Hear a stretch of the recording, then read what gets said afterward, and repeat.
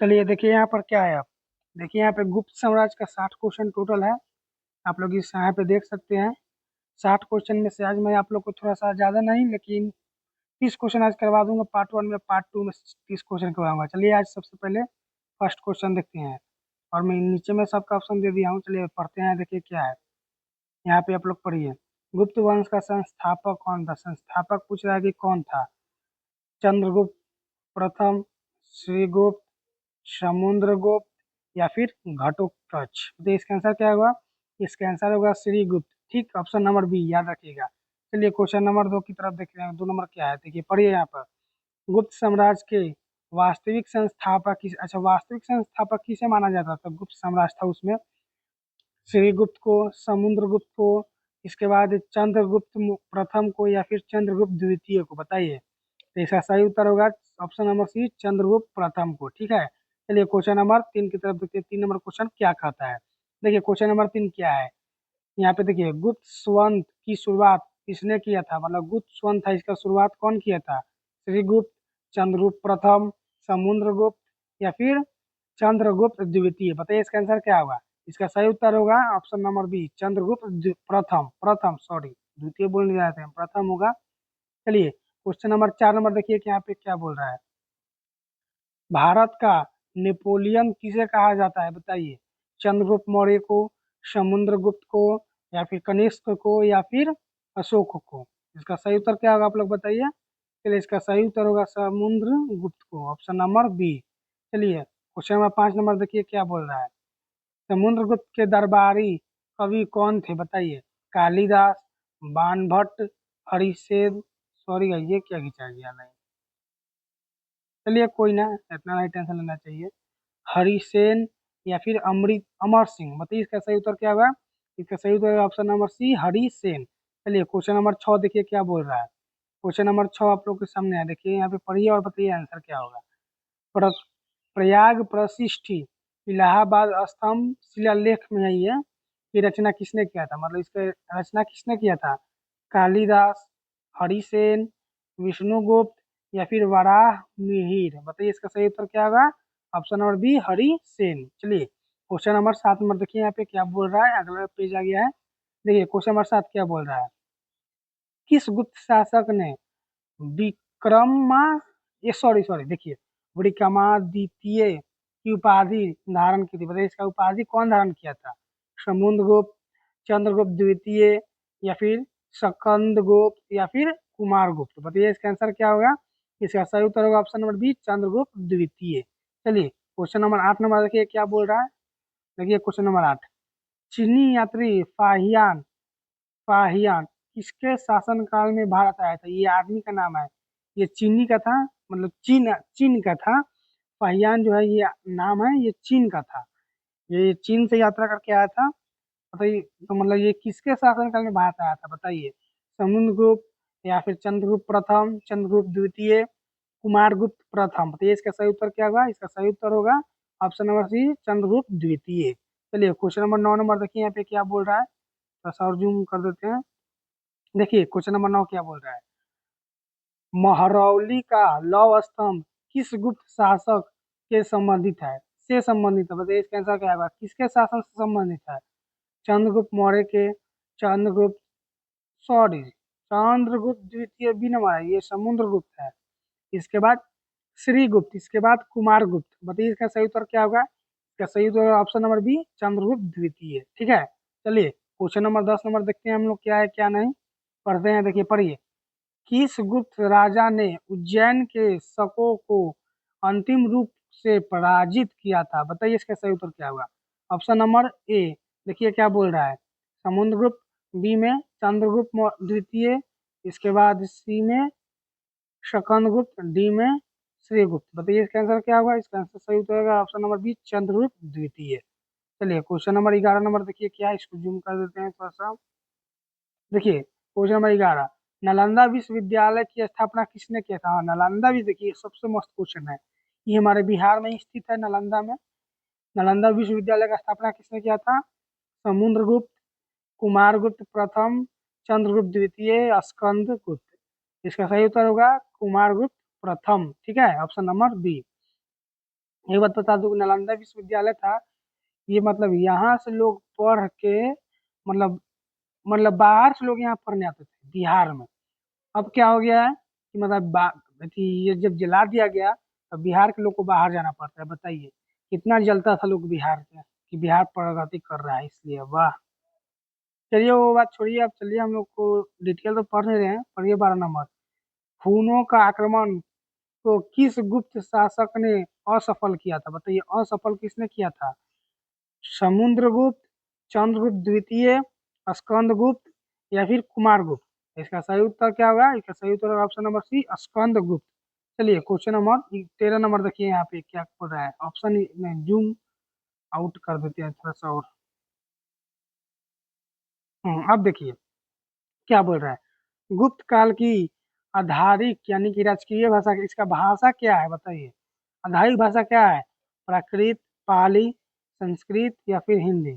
इसका सही उत्तर क्या होगा बताइए? इसका सही उत्तर होगा ऑप्शन नंबर सी, संस्कृत। ठीक। चलिए अब चलते हैं अगला क्वेश्चन, क्वेश्चन नंबर 14 को। देखिए यहाँ पे 14 नंबर क्वेश्चन क्या बोल रहा है।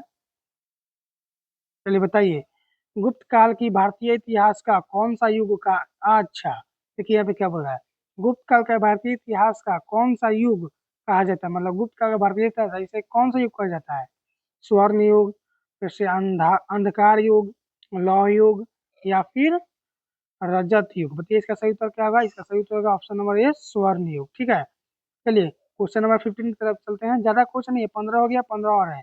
अभी ज्यादा टाइम ही नहीं हुआ, देखिए अभी 6 मिनट हो गए क्या, तो आप लोग ज्यादा भागिएगा नहीं। चलिए देखिए क्वेश्चन नंबर 15। गुप्त राजाओं द्वारा जारी किए गए सोने के सिक्कों को क्या कहा जाता था? मतलब ये सोना का सिक्का था, या किसे किसे क्या कहा जाता था जो गुप्त राजा द्वारा जारी किया गया था? दिनार, रूपक, पन, कर्नाटक? बताइए इसका सही उत्तर क्या होगा बताइए? चलिए इसका सही उत्तर होगा, सॉरी, दिनार, ऑप्शन नंबर ए। देखिए यहाँ क्या लिखा है, चांदी के सिक्के के सिक्कों को रूपक कहा जाता है। देखिए चांदी के सिक्का होता है ना, इसको रूपक कहा जाता था, इसी को हम लोग दिनार कहते हैं। चलिए क्वेश्चन नंबर 16 देखिए क्या बोल रहा है। चलिए, अभिज्ञान अभिज्ञान शकुंतलम के रचयिता कौन है? ये देखिए, ये एक किताब का नाम है। ठीक। इसके रचयिता का नाम पूछा है। इस कालिदास, भारवी, शूद्रक, विशाखदत्त? बताइए इसका सही उत्तर क्या होगा? Option number A, Kalidas. ठीक है। चलिए क्वेश्चन नंबर 17 देखिए यहाँ पे क्या बोल रहा है। क्वेश्चन नंबर 17 आप लोग देखिए। ठीक है। देखिए यहाँ पे क्या बोल रहा है। प्रसिद्ध गणितज्ञ एवं खगोलीय शास्त्री आर्यभट्ट किस काल से संबंधित है? बताइए, मौर्य काल, गुप्त काल, वैदिक काल, कृषाण काल? तो सही उत्तर क्या होगा? ऑप्शन नंबर बी, गुप्त काल, क्योंकि ये उसी से रिलेटेड चैप्टर है। ठीक है। चलिए क्वेश्चन नंबर 18। वारान महिर द्वारा निम्नलिखित में से कौन सा पुस्तक लिखा गया है? बताइए, वारान ना, ये आदमी का नाम है, इसके पुस्तक का नाम पूछ रहा है। आर्यभट्टियम, पंच सिद्धांतिका, अष्टाध्यायी, महाभाष्य? सही उत्तर क्या होगा बताइए? इसमें से देखिए यहाँ पे लिखा हुआ है। ऐसे देखिए आप लोग क्या कीजिएगा, ऑप्शन नहीं देखिएगा, मतलब ऑप्शन देखिएगा, आंसर नहीं देखिएगा, और कॉपी में टिक मारिएगा कितना सही हुआ कितना नहीं। नहीं तो कमेंट कर दीजिएगा, हम ऑप्शन नहीं लाएंगे और क्या। चलिए इसका सही उत्तर क्या होगा? ऑप्शन नंबर बी, सिर पंच सिद्धांतिका। ठीक है। देखिए आप लोग अगर कमेंट कर देंगे ना, तो हम ऑप्शन लाएंगे ही नहीं। तो एक तरह से ठीक हो जाएगा कि आप लोग बनाएंगे ऑब्जेक्टिव अपना से। ठीक। हो सके तो नहीं आएगा, आप लोग कमेंट करिएगा। चलिए पहले क्वेश्चन पढ़िए, ऑप्शन पढ़ते हैं। देखिए, मद्रास राक्षस नाटक के रचयिता विशाखा दत्त किस काल के थे? मतलब ये जो रचयिता था मद्रास राक्षस के नाटक, ये विशाखा दत्त द्वारा लिखा गया है। ये देखिए ये क्वेश्चन में ही तो क्वेश्चन बन गया ऑटोमेटिक।